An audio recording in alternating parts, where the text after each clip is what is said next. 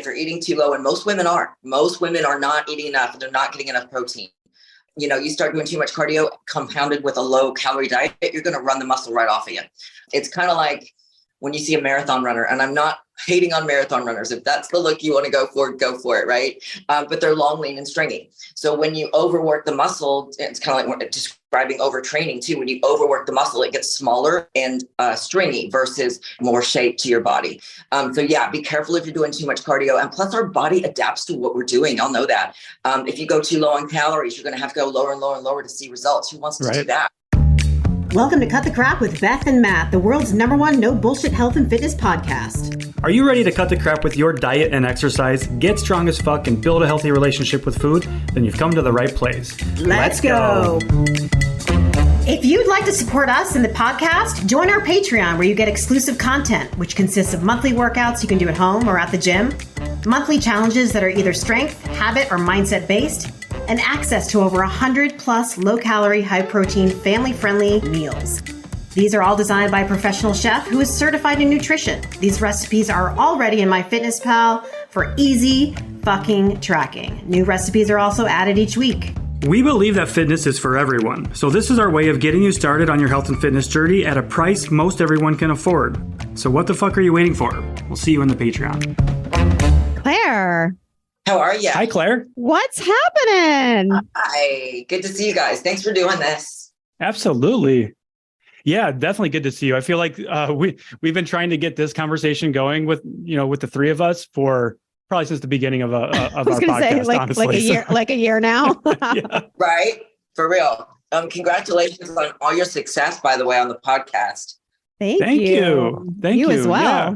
You as well. Yeah. Congratulations on the new book. Right? That's pretty fucking cool. I know. Thank you. It's been exciting. It has. It's been fun. So I appreciate you guys letting me come on. Yes. So how long did it take you to write this book? When did you start? 6 months.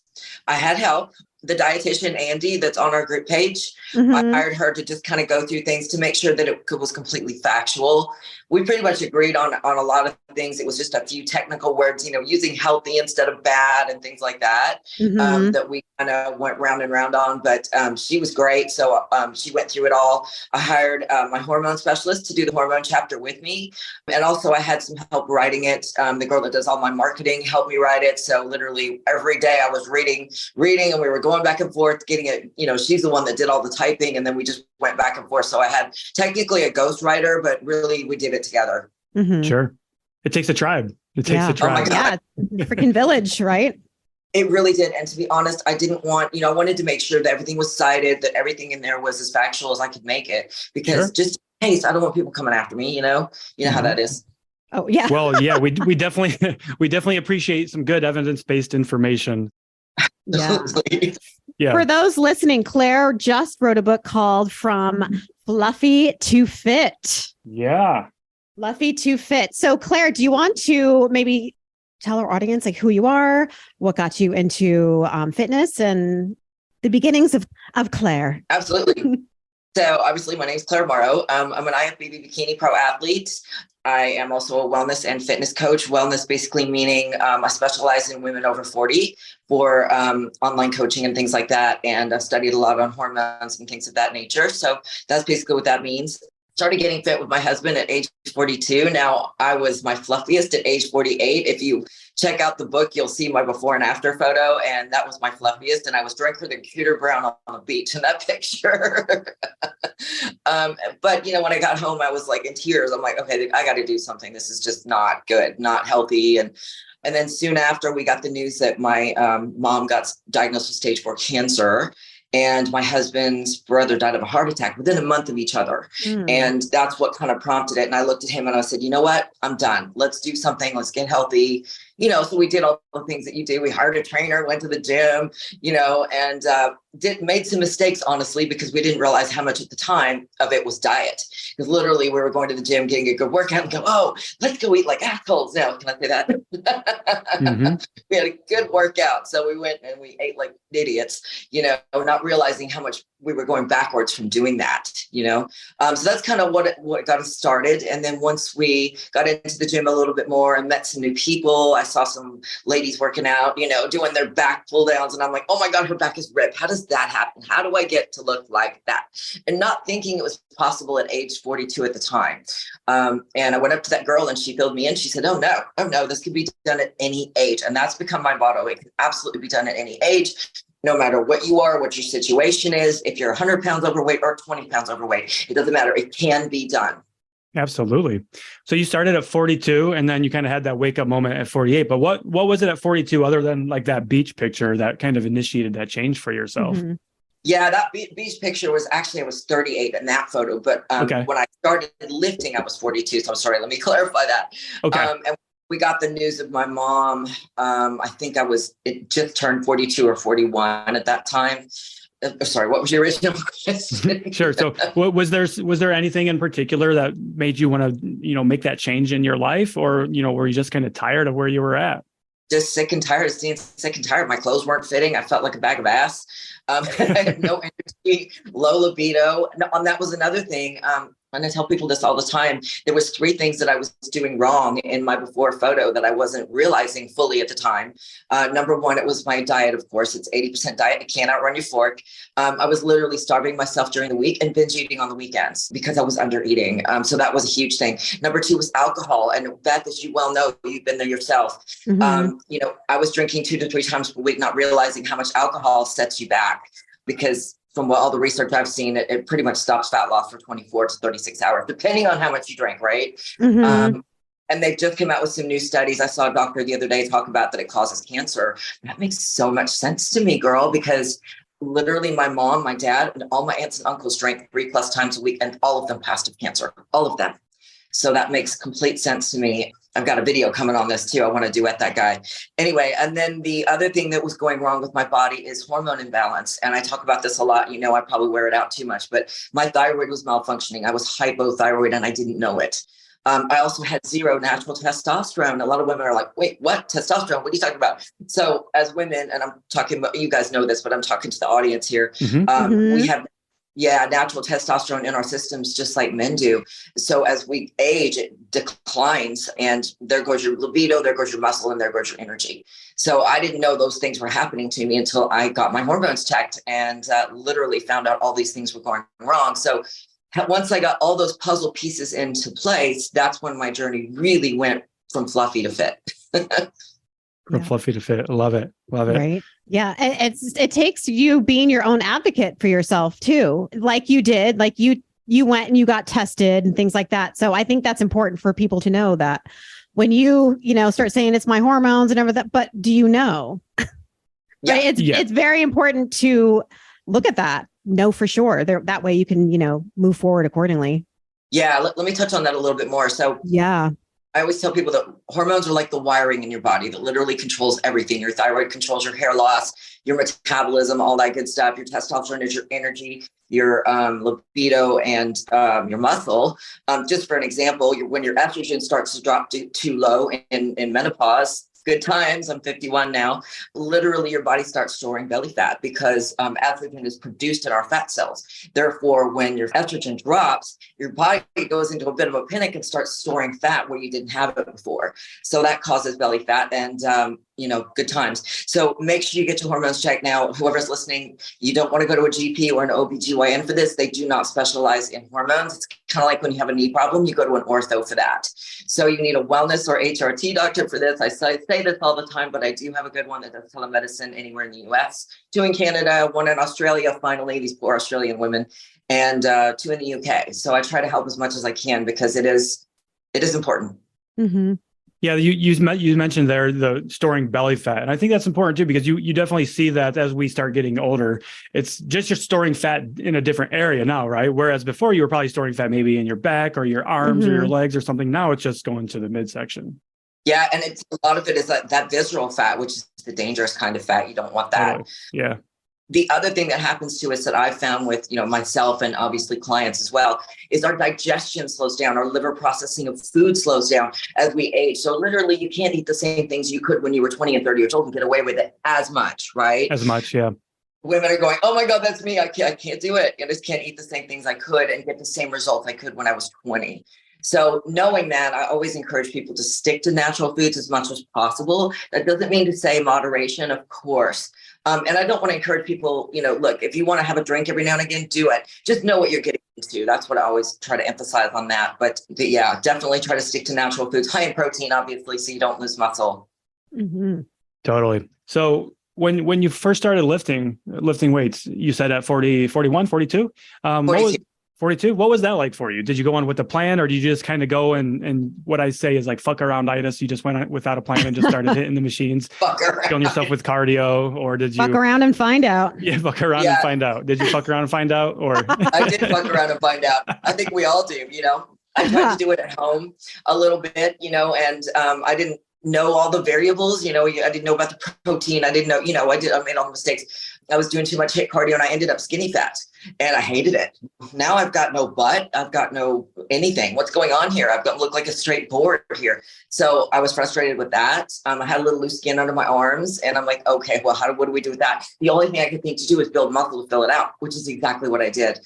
So at that point, I hired a bodybuilding coach. And I went in full force like a Jack Russell Terrier. I grabbed a hold of it and wouldn't let go. And I just stuck with it day in and day out. And I loved the structure. I loved eating the way we do. I eat 5 times a day, small meals, healthy foods. I stick to that as much as possible as I can. I still cheat every now and again and indulge every now and again, of course. But for the most part, I stay pretty natural foods because it's just my body runs better. I feel better when I do my clothes fit. Nobody likes feeling like a bloated bag of shit. But there's an important component there. Like you feel better when you eat that way. Yeah. And I think that's what people need to understand is we need to eat in a way that makes us feel good. And there's not just one way of eating for that too. Sure. Of course, like we want to fill up on primarily whole foods that are high fiber, high protein with lots of micronutrients. But like you said, you can still have those pleasure foods, those fun treats, I like to call them. And if you want alcohol on occasion, like, yeah, you can absolutely do that. But it's the awareness piece to especially with alcohol, like what it does to your body long term, because there's no such thing as really moderation for alcohol, right? Even just 1 unit of alcohol is poison. So exactly. It's not to say people like don't ever fucking drink, it's just have a healthy relationship with it. Mm-hmm. Exactly. And then it compounds with the slowing of the digestion and the liver processing. It compounds with the alcohol, and all of that. In my book, I've got a whole chapter on alcohol and fat loss, and it goes through it 100% and how to navigate that. And also you brought up cheat meals a minute ago. A lot of people ask me this question. I'm sure you guys get it a lot. Claire, what about cheat days? Can I have a cheat day? I'm like, you can if you want to load a bag of ass. And want to go a little backwards. You're going to be bloated more than anything. It's going to be mostly water weight, but it's going to frustrate you and bring you on your head. Yeah, that full day of unstructured eating, just kind of going balls to the wall. It's a recipe for disaster because it really creates a poor relationship with food. That's like that's like a binge day to me. That's exactly just crazy, kind of a little disordered. Yes, disordered. Exactly. Mm-hmm. And I was one that, I really feel like however you eat or were raised when you were younger with food is kind of, and I have a chapter on this, is kind of how you are later in life with food. So I was raised on a farm with all these natural foods and we milked cows and went and did the egg thing, with the chickens and all of that. Yep. But we didn't have a lot of sweet stuff. However, when we moved to, and that was in England, by the way, when we moved to Texas, I was exposed to all this Mexican food all of a sudden and all these like sweet things that we didn't have as much of as growing up. Pecan pie. Yeah. So, oh my God, I'm going somewhere with this. So literally I would take all my pocket money and I would go to the store and buy a bunch of M&Ms and like all kinds of sweet stuff, like a whole bag and stuff it under my bed and binge eat that mess. And my mom never knew. And I took that into adulthood. And because I just, the sugar craving for me, now they say sugar cravings aren't real, but for me, I start shaking on just want more of it. But that's just how it affects me. I would binge eat like with the best of them. And, I've had to train myself not to do that. And a part of it, like we said before, was under eating too, as an adult, because it doesn't end well as you get into your teens and now you're getting fluffy and you're getting made fun of. Nowadays, that doesn't happen so much as our day that happened, right? Mm-hmm. So you're originally from England. I always forget this, right? You wouldn't tell. I know. And I've heard you talk in your English accent before, and then not in a long time. I think it was in our private group that we're in. Yeah. So tell us, when did you move to the States? So it was 1980. I was born in England, raised there till I was 8, and had a full-on English accent when we came over. My mom got a job opportunity in South Texas, Texas A&I, now Texas A&M University in Kingsville, to run the equine science program.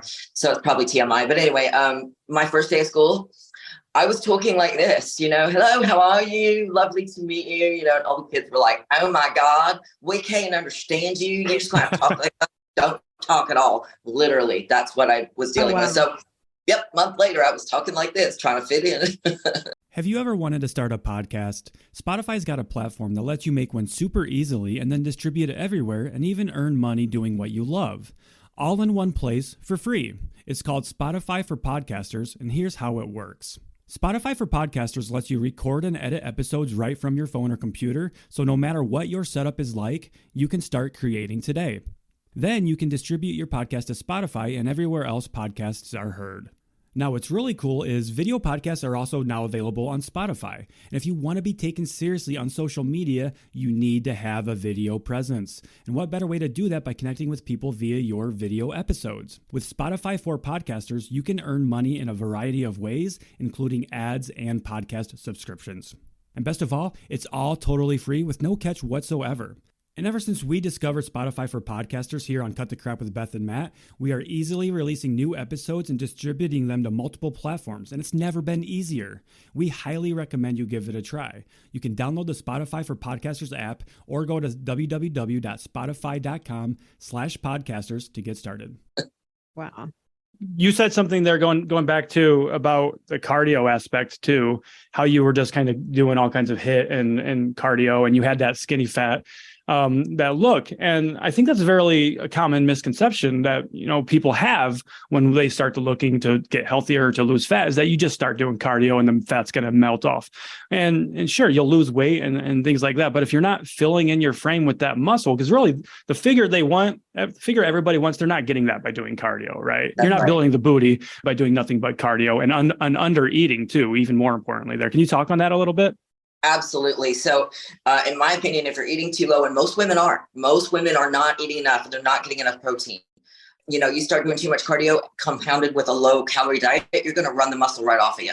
It's kind of like when you see a marathon runner, and I'm not hating on marathon runners. If that's the look you want to go for it, right? But they're long, lean, and stringy. So when you overwork the muscle, it's kind of like describing overtraining too. When you overwork the muscle, it gets smaller and stringy versus more shape to your body. So be careful if you're doing too much cardio. And plus, our body adapts to what we're doing. Y'all know that. If you go too low on calories, you're going to have to go lower and lower and lower to see results. Who wants to do that? Mm-hmm. And as our dietitian friends talk about all the time, your body needs 1,300 calories just to survive, just to run all the organs. So you can imagine if you go lower than that. And then, getting strength training does fill out your frame. It helps keep muscle on you because we lose 8% of our muscle every decade over the age of 40 until we get to 70, and that's 15%. So those of you out there that have seen the older generation walking around very hunched over, it's because they've lost so much muscle. Naturally, it happens naturally. However, we can stop it. Lift weights, get enough protein and hormone balance. Make sure your testosterone is not at zero because, I'm a huge proponent of HRT. I don't hide it. People ask me all the time, what are you doing? And I'm on HRT. So I'm taking estrogen, progesterone. My thyroid is a donkey on the edge. So I take that medication as well. A small amount of testosterone. So those are what, all the hormone replacement that as we get older, nobody's immune to it. So you need to make sure you're doing HRT. It helps so much. I cannot begin to stress enough. Yeah. And are those ingestibles or topical cream? Oh, that's a great question. So the thyroid is going to be a pill. Yeah. And the estrogen is going to be either a cream or a pill. I'm on a pill right now because the cream just didn't work for me. The testosterone is a small shot. That's my choice. Now they do have like pellet options, which I can't stand. I don't like the pellets because you can't control them. So literally when you get a pellet inserted, it's going to release as it releases. Well, what if you get too much of something, right? What are you going to have it taken out? Right. So my experience with it, I did it once, never do it again. My testosterone got a little too high and I started having some side effects I didn't want. So now I know exactly where my dose is to where you don't get any side effects. It just replaces what you have naturally so that you don't end up not being able to build muscle. So you can actually have a libido back. That's important. My husband appreciates that. energy level, all of that good stuff. I've always had good energy, but back when I was fluffy, my energy was crap. I mean, it was just gone. It left town 2 exits ago, and I just didn't really understand why.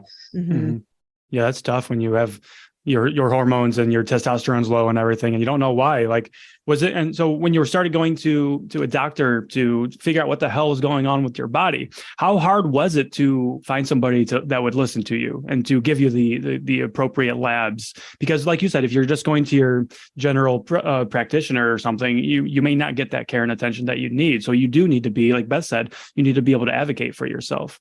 Absolutely. This is a wonderful question because I get this a lot. And this happened to me and a lot of my clients. They'll go into their GP or OBGYN they don't specialize in hormones. So literally they're going to be like, oh, honey, we don't do that here. Or if they do run the test, they're going to tell you, oh, you're within normal range. Well, that normal range is way huge. If, I'm going to tell your listeners, if you are having symptoms, hair loss, belly fat, you can't lose weight, you can't sleep, you're waking up at 3 a.m. in a puddle of sweat, night sweats, you're getting hot flashes, low energy, low libido, all of those things, make sure you get your hormones checked. And then you want to go to a wellness or HRT doctor. Like I said, I've got great ones all over the place. If they want to reach out to me on my social media, I'm happy to help anybody because I know what that's like. My doctor literally said, oh, honey, you're just in your 40s now. It's part of getting older. You're just going to get a little bit more tummy than you want. And I wanted to flip him off. I really did. I was like, dude, I'm done. I'm never coming back. But it's kind of like when you have a knee problem, you need an ortho for that, right? So similar, you need a wellness or HRT for your hormones. Yep. Totally. When did you get into bodybuilding? When did you do your first bodybuilding show? Oh yeah. So I was 42. I trained horses for years. I did that and I had to stop because I had a herniated disc in my neck. And not my trainer, but my PT that was helping me with my neck gave me all these exercises, which, was part of when all that happened with my mom too. So we were already in the gym for that too. But when I saw that girl across the gym, she, hooked me up with some good coaches. So luckily I had a decent coach when I first started, but I really competed too soon. I really didn't have enough muscle on me. You've really got to give yourself 6 to 8 to a year to really build muscle to compete. So I was 42. I started bodybuilding when I was 42, but it was like in the summer. And then by the fall, I was on stage and I shouldn't have done it. I look back now and I'm just like, oh my God, I had no muscle at all. You were still under eating at that point, right? I really was, even though he directed me and I dropped the weight quickly because with the program, when you follow it 100% and you have somebody helping you and keeping you accountable as y'all do the online coaching. And that's what I do too. It really does help. Where you're at and learn how to track foods, which is huge tracking foods. You don't realize how much you're putting in your mouth until you write it down. Right. True. The awareness piece. Yeah. And on that note too, you didn't have the body that you were wanting because you were under eating. So you started pretty much with, not the muscle tone that you should have, the muscle definition that you needed in order to be a competitive bodybuilder anyway. So you never took the time to do an appropriate build phase, right? If you're starting with nothing, if you cut down, if you try to lose weight and lose fat, you're going to cut down to even less than nothing, right? Like you don't have a strong base to build off of. Exactly right. So it took me a while to kind of figure that mess out. And I did all the wrong things. I overtrained. I tell women, please don't train any more than 4 to 5 times per week. You don't need it, especially when you're older. Give your body parts a rest. It took me forever to figure out I can't do my glutes 3 times a week. They will not grow. They will shrink. You're going to end up overtraining them, especially if you're over 40. Now, some people can get away with it more than others. It does depend. There's that genetic factor there. But for me, I come from a long line of flat asses and smart asses. And believe me when I tell you that they did not want to grow. So it's taken me a while to get that mess to grow. But yeah, so I made all the mistakes you shouldn't make. So it took me a while. I got my pro card from the time I started at 42. I got it at 45. And that was just one of those things where I happened to get my pro card and I was in tears for about 3 days and something happened that I felt like shouldn't have happened, and it was exciting for me for sure. That is exciting. So what does it take? So I'm curious about the training for bodybuilding, right? So what does that look like when you're thinking about going into a show from the time that you go to the show? Like, do you have a specific time where you build, right? And then you go into a cut? Like, what does the training and all that look like? Honestly, the training doesn't change that much. The only thing that we really do is we cut out all the cheats immediately. No alcohol at all, because it stops your protein. Well, it doesn't stop, but it slows the protein. Muscle protein synthesis is right. Yeah. Yeah, huge. It knocks it down quite a bit. And then of course you can't lose fat very easily either when you're drinking. So that's one thing that stops. So you take out all the cheats and, depending on how long your prep is. This last prep that I did at 50, I was in full blown menopause and I had no idea what to expect. I'm like, oh, my body's just going to be a pain. I can feel that coming. Right. So it took me a while. I started my prep in March and I got on stage in end of July. So it took me that long, but we went slow and steady. And I lost a half a pound a week for a while. And then at the end, I lost a little bit of muscle too, because it's hard to maintain all your muscle when, because when you get that close to stage and you're that tight. Yeah. Yeah. It starts to take your muscle. Your body's like, you don't need your muscle. You don't need your hair either. So that's why I tell women, don't go for this goal here where you're just absolutely shredded. Yeah. Right. Don't do it. If I can't emphasize this enough, Yeah. This is not a goal. Okay. The cover of my book is more realistic, the shape versus this where you're absolutely shredded on stage. We do not stay there long because it is not healthy to stay this shredded for a long period of time. Your body needs more calories to survive. And not only that, your hair will start falling out because it's the last thing to get nutrients. So you want to make sure that you are not going too low on calories. So long story short, I did 2 shows, got top 5 on one, top 6 on the other. And I was happy. I was happy because I hadn't shown in 2.5, 3 years. I don't know if I'm going to compete again anytime soon. It was hard on my body. It's taking me 6 months to reverse diet out of it. Wow. To where I wasn't gaining. And we talk about that a lot too, right? Not making sure that, when you come out of your diet, you don't eat too much. I get that question a lot too. Claire, what do? I'm here at my goal weight and now I don't want to gain it all back. So it's not the losing weight that's hard. It's the maintaining that can be hard. And learning how to reverse diet. So my advice to people, I have a whole chapter on this too in my book, would be add small amount of calories each week, depending on, just keep an eye on your stats. Use a body scan, use your scale, though that's not always accurate. Measurements, go by how your clothes fit. Your clothes will never lie to you. Yeah. I just want to say thank you, Claire, for identifying that the way you look when you're stage lean and stage ready, that's not the ideal that people should be striving for. And that's not like the poster child of being healthy. And not to say that you're unhealthy, but you can't walk around like that year round. It's incredibly hard to get that lean. And then the impact that it has on your body, like with your hormones, like you said, hair loss. I'm sure sex drive and things like that were very low because you're just so depleted. Yeah, it does. It depletes you of everything. As women, we need some body fat on us. Don't expect to have abs year round. Some people have genetically, better abs than others. Like me, I've got like a 4-pack, not a 6 or 8-pack. It's because I'm short in the waist. Like I got long legs and long arms, but I need to have a conversation with whoever made this body. I need 2 more vertebrae. I need a new one. I know what happened here. But, that's just genetics, right? So when I get super lean, I do have abs, but I don't have them all the time. You can say a little, but, it's just not healthy to maintain that. So yes, ladies, please don't go for those bodybuilder shredded on stage look. The process that we have to go to get there is rough and you need supervision by a very well-trained coach. I don't even do it. I don't do contest prep. I only do lifestyle because it's too much for me. And I don't want to take responsibility for all of that. So my coach is amazing. She was great, but yeah, I don't recommend being this. It's just not healthy, or it's like sustainable. You just can't. Yeah. My question to you is, what is it like coming out of a show? Do you have, some body dysmorphia when you actually start to gain weight, going from that very, very extremely lean, being shredded, and then coming back to normalcy? Does that kind of fuck with your head a little bit? I can. Yeah. This is a great question. My first year of competing, my coach didn't tell me, when you go and you have a bunch of cheat meals, you're going to be bloated. I mean, I was like out here with abs. I looked pregnant with abs. It was really weird. Oh, wow.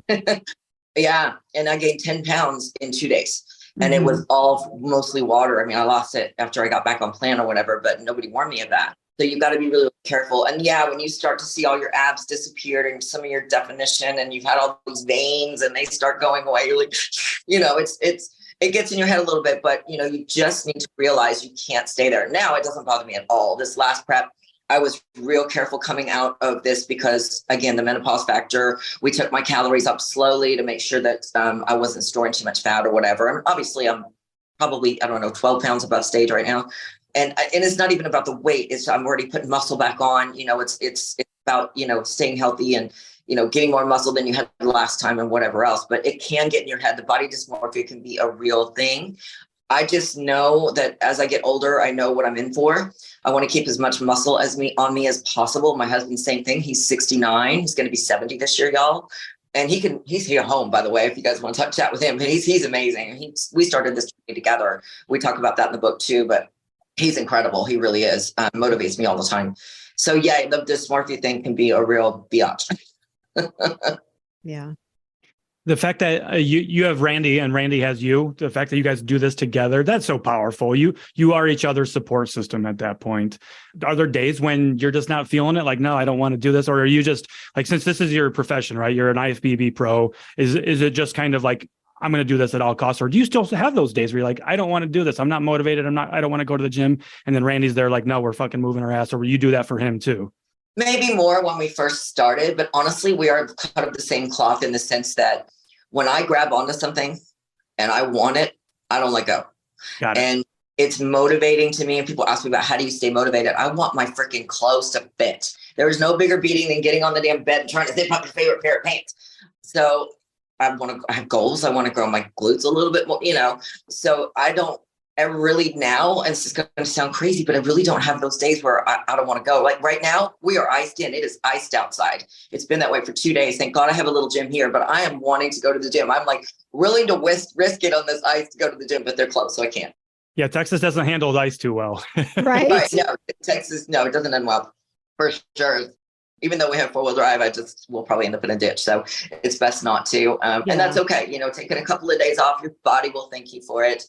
You may need the rest. Remember, this is a good saying, by the way. Your muscles are torn up in the gym, fed in the kitchen, and built in bed. So the more you rest, the more they will grow. That's a good thing. You get stronger on your rest days. We can't say that enough because people are like, is 5-6 days a week? Should I be working out? Like I took a rest day today. Is that okay? I'm like, yeah, it's fucking okay. Please take more rest days. Honestly, most, of course, then there's the opposite end where people aren't working out enough, but it's a balancing act for sure, but we don't need to kill ourselves in the gym. No, especially not at, our age, right? It just doesn't end well. No. I do better when I don't kill myself in the gym for sure. Yeah, definitely. I mean, my leg days are brutal, not going to lie, but I don't train my leg. People are surprised when I tell them I don't train my legs, but once every 6 days. Otherwise, they won't grow. They'll look like twigs. Well, you know what works for your body. Yeah. Yeah. And everybody's different. Some people can get away with the glutes thing 3 times a week. Maybe you can split up the upper glute workout from the lower glute workout, but you just have to listen to your body. I've got that in the book too, along with all the exercises that you can do. But yeah, just, the resting is crucial. And I didn't realize how much when I first started. One of my coaches finally a couple of years ago, about 4 years ago, said to me, when do your muscles grow? And I'm like, when we're asleep. He goes, sleep, when we rest. So that got through to my thick skull when he said that. Mm-hmm. Do you cover the importance of sleep, not just from a recovery standpoint, but just for overall wellness as well in your book? Yes, I think I did mention that. I hope I did. You want to get 7 to 8 hours if you can. Some people only get 6 and can run on that, and it's fine. But your body needs the reboot. It's like plugging your finger into the wall and rebooting everything, charging your phone. Right? You got to recharge your body. Mm-hmm. Yeah, I love important, and enough water too. Yeah, totally. So what made you decide to write the book now?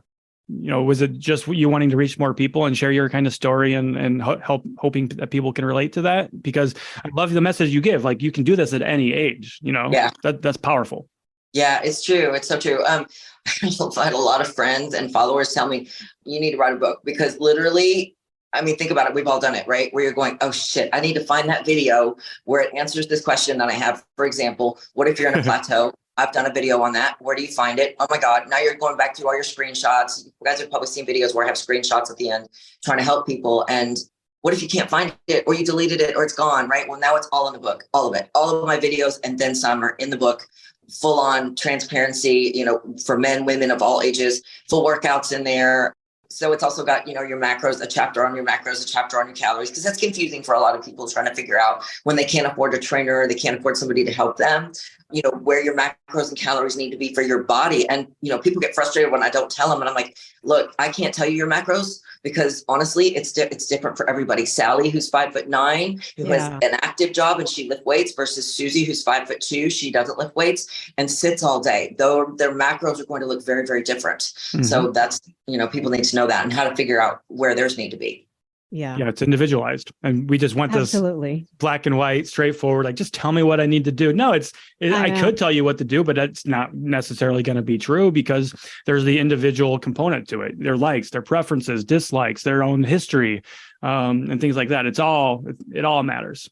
Yeah. And then when people ask me what my macros, I'm like, my macros might make you fluffy. I don't know. Right. Or it may not be enough for you. Everybody's just so different. That's the thing. Yeah. I mean, the protein is an easy one because it's 1 gram of protein per pound of body weight or goal weight, in my opinion. Yeah.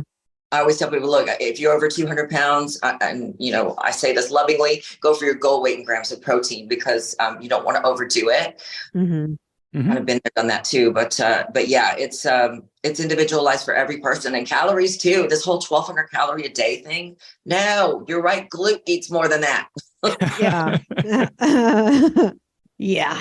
You need to eat, people. Need to eat. So many women are under eating. I get so many clients that are never eaten this much food. I'm like, oh, look at what you're eating, log it all. And now look at all your nutrients, look at all, the total calories. It's all natural foods mostly. I have like a food sheet option when I do my online coaching. I give them a whole list of what to pick from so they're not stuck with one thing or another. But a lot of them come back and say, oh my God, my energy is good. I feel good. I'm like, yeah, because your body is running on clean fuel. Think of your body as a Ferrari. Are you going to put bad gas into a Ferrari? No, it's going to run like crap. It's going to run like recycled weasel shit. No, you need to make sure you're giving your body clean energy so that it runs well, that high octane fuel. And sometimes when I put it that way, they understand. Yeah, totally. So obviously, we all encourage calorie tracking, food logging to some extent to help raise awareness. Yeah. From your perspective, maybe this is mistakes you've made when you first started, but what are some of the most common mistakes you see with food logging and calorie tracking, macro tracking? That they're not doing it. Okay, so yeah, yes, definitely start measuring those BLTs and everything, right? The bites, licks, and tastes, and yeah, even your vitamins, like for example, CLA, GLAs, for example, right? Enter those. They've got a little fat in them just so that you can keep track. I mean, not that fats are bad. I'm not saying that. Yeah. So you just need to make sure you're logging everything because you'd be amazed. The licks, the bites, all of that adds up at the end of the day. It's cumulative, huh? So you want to make sure, ladies, whoever's listening to this, please log your foods. It really will help you. I like MyFitnessPal. No, they don't sponsor me. I freaking wish. But I don't know these people, but that's what I use. And I still to this day log off all my food. And the reason for that is because at the end of the day, I need to know how much protein I've had, how much carbs, how much fats, where I'm at, because, if I need a little more, I need to add a little bit more because I don't always eat the exact same thing every day, but close. I honestly like to track my food. I don't know. I like it. I like to know how like my protein and my fiber. Sometimes at the end of the day, I'm like, oh my God, I'm not eating enough. I have like 10 grams of fiber. So for me, it really helps with my awareness in certain food groups. Oh yeah. 25 grams of fiber a day we need. And ladies, if you're over 25 grams of sugar, try not to go over that. Are you talking about added sugar or naturally occurring sugar added sugar? Gotcha. Added sugar. Gotcha. Okay. Yeah. Try not to. Like I said, it goes back down to the digestion thing as we get older, the processing of foods. That's another thing I want to touch on. We bloat easily as we get older. Beth, have you dealt with that yet? Not really yet. Not too much. Lucky duck. So this started happening to me about 3 years ago. All of a sudden I was itching, bloating. Now I know it can be caused from under eating, but in my case, I just developed some sort of food allergies. So that can happen. I can eat them now. I just had to pull them out for a period of time. But so make sure you get your food intolerances and food allergies test done. It is a real thing. Man, the itching was crazy. My scalp would just itch like crazy, like I had fleas. Like, really, come on. Also, digestive enzymes help a lot. Super enzymes are the ones that I take. There's a product Devotion makes called Tranquility that's amazing for gut health. If your gut isn't healthy, your cortisol is going to rise and it's going to make it harder for you to lose weight. Make sure you're getting enough sleep and gut health. Those two things, your stress. So cortisol is your stress hormone. So make sure that you're taking care of your gut. Digestive enzymes, also taking a good probiotic helps as well. Now, what I was going to say is with fat, so our macronutrients, fat has an important role in our body. And I know there was this movement, back in the 90s going low fat and things like that. What can you say to kind of the role that dietary fat has on our body? Because that impacts our hormones and things like that, right? Absolutely. It sure does. Now, it depends on the person. Some people can digest fats better than others. personally, I don't add a ton of extra fats to my food because I eat a lot of bison, chicken. I get a lot of my fats from my meats already. Okay. I love bison. Yeah, Oh, bison is bison's awesome. amazing. Oh my gosh. Super rich in iron, right? And yeah, it's fantastic. Mm-hmm. Spicy iron is beef and way less fat, and I can eat it more often. It's my favorite red meat. Bison burgers are my favorite. So I'm getting, a cumulative, because again, everything is cumulative when you're cracking your foods. So, my fats come a lot from that. I may add some, I can't do very many nuts because I'm allergic to about half of them, but That's a bummer. I know, handful of almonds or, a little bit of avocado. Just don't go crazy with it. Some of the fats are very high in calories and very high in fat. What I definitely do not do is add olive oils and things like that to my food, because a lot of people don't measure that stuff. And then before you know it, you're splashing all this olive oil on there. Well, now you're up 400 calories and 45 grams of fat before you know it, if you don't measure. So if you use olive oil or good for you, yes, just measure it. I tend to stick with very little spray oil, and I don't use it very often, to be honest. The spray oil. Yeah, the spray oil and olive oils and those oils and butters and things like that we cook with. That's where a lot of those sneaky calories come in, especially if we're not tracking. It's like, oh, I just used a splash of olive oil. Really, they put 3 shots of olive oil, like they were a 20-year-old at a college bar again. You measure that crap, right? It's funny when I have clients or, followers ask me, should I count the oil that I use? It's like, absolutely. You mean the most calorically please count dense that. macronutrient we have? Absolutely. Right. Oh my God. That's 9 calories per gram, right? Whereas with protein, it's 4, and carbohydrates, it's 4. I know. There's this thing going around TikTok right now where they're saying protein makes you fat. I'm like, oh, for fuck's sake. You didn't just say that. No, it does not. I'm so thankful I'm not spending much time on TikTok, because that one right there would piss me right off. Yeah. We're getting fat because of protein. So what the fuck can we eat then? If carbs make us fat, fat's making us fat, now protein's making us fat. Can we drink water? Well, water's too big for us now, apparently. So that's unhealthy. It's all stupid. It really is. Yeah. Back to what you said about the fats. 1 tablespoon of olive oil is about 14 grams of fat and about 100 calories, just so you ladies know. There you go. But yeah, protein is fine. You just make sure you're choosing the right leanest ones. White turkey, chicken. I've got a full list. I can send any of your followers. Actually, it's your list, Beth. Oh yeah. Yeah, I love that list. I kept onto it, and I give you credit every time I post it. But yeah, it's a good list of full proteins. The only one I can't do well with is dairy. I find that dairy nowadays is very processed. So when I try to eat it, literally, I kid you not, I get a hot flash within 5 minutes of ingesting it. So that, yeah, honestly, are you getting hot flashes yet? No, not right now. I you know what? Because I'm on HRT and anxiety medication that actually helps with the hot flashes. So I don't, but I did for a little bit. And let me tell you, not fucking fun. So I nixed that in the bud right away. I'm like, this can't be happening. I'm not gonna be able to fucking live. Yeah. It's annoying. Yeah. I'm on all that stuff too. It's like a massive anxiety attack. Like seriously, it feels like your head is going to fucking explode from the heat. And I feel like I'm going to fucking pass out. So I'm like, sounds fucking awful. No, it is, Matt. It's horrifying. It is. And what it is your estrogen and progesterone fighting with each other. Your progesterone balances out your estrogen. And when you start getting hot flashes, it's because they're doing this. They're going left, right. And your levels are unstable. That's what causes the hot flashes. And I don't generally get them if I keep my food, really clean. Mm-hmm. But if I even through my HRT girl, when I do dairy, like Greek yogurt, even 0% fat, I mean, for the love of God, I mean, just all of a sudden, and it takes about 15 minutes for those to go away. But they do go away. It's just, that tells me my body is telling me this is not good right. for my body. Your body. Mm-hmm. Yeah. I'm not saying tell people not to eat it. I'm just saying, be aware, what it does to your body, because I never would have thought of anything like that. But yeah, the second I eat anything off plan, I get hot flashes. It's really weird.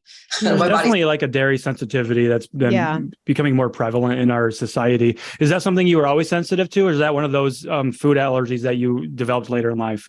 No, definitely. A lot of us get lactose intolerant as we get older. I used to be able to eat any kind of protein powder. Now there's only one I can handle. That's called Devotion. I talk about it a lot because it's got digestive enzymes in it, and the quality of it is really good. My friend Dana started that protein powder years and years ago, and I've been using it way before I got on TikTok.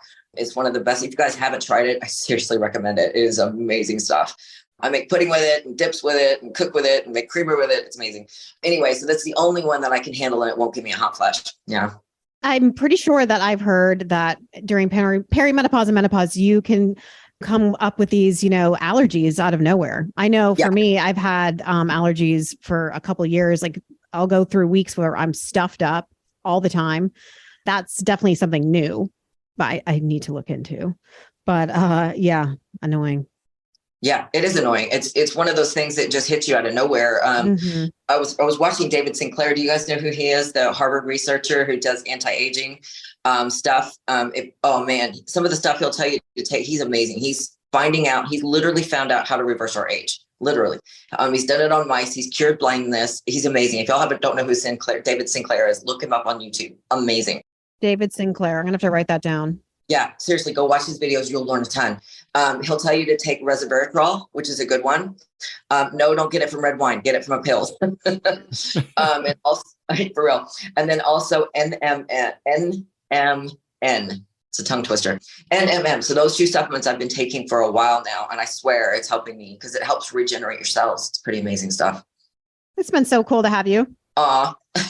On that note, Claire, let everybody listening, let them know how the hell they can find you, where they can find you, and give another plug for your book here at the end and how they can find that. You bet. So social media, I'm on Instagram, TikTok, YouTube. Now on Instagram and TikTok are Clare Morrow, CLARE. For the love of God, don't spell my name with an I. You'll never find me. My mom had to be difficult.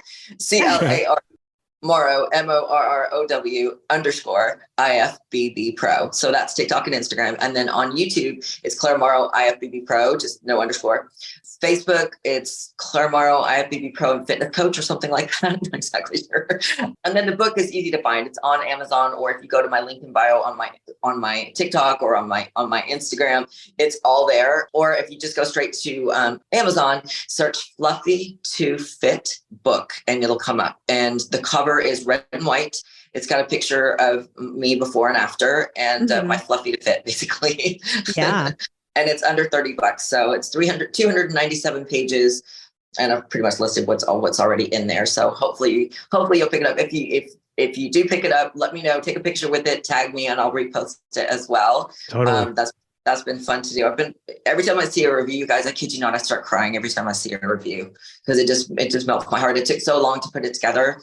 And I knew it would be helpful for people. And it's just been incredible watching it grow. Just amazing. Yeah. That's awesome. Well, I'm proud of you for putting the book out. Yeah. That's no small feat. I know. I haven't even, one day perhaps I'll do that. But I know it's a lot of friggin' work. Right. It is. And it's a great book for people to have in their arsenal for resources, right? Because we can never have enough resources and support. Yeah. Absolutely. Especially if you're older. I've had a couple of coaches just say they made their clients buy it because it's like one of them said it was the fitness Bible. I'm like, oh, I'm going to cry like a little girl. Stop it. Amazing. Yeah. If you guys ever come to Texas, please let me know. Oh, for sure. I'm sure he will. At some point. Yeah, definitely. Mm-hmm. Yeah. I'm in Dallas. So I used to go to Dallas all the time for my old job. So Dallas is a cool town, cool city. I love it here. We rarely travel anymore, but that's what it is. Someday we will. Yeah. I know as you guys are, I'm happy to help anybody who's willing to listen to me yammer on. But yeah, I know. And you guys do really well because you're a lot more candid. Like I tend to be sometimes a little more scripted. I'm trying to get out of that mold of, just being a little bit more myself, which is hard to do sometimes, Finding your own voice and just, being the person that you want to be. And yeah, I get it. Amazing. Well, Claire, thank you so much for coming on today. It's been a pleasure. Yeah. Thank you, Claire. I'm grateful to y'all. And it was lovely to see you. Thank you for having me. If y'all need anything, let me know. And let me know if you want to do a collab. Okay. Right, sounds absolutely. good. Have a great rest of your day, Claire. You too. Bye, guys. Bye. Hope you enjoyed this episode, so why not share with a friend who needs to hear it? Send us a DM on Instagram or email us at cutthecrappod@gmail.com and join our Patreon at patreon.com/cutthecrappodcast. As always, we appreciate you and thanks for being here.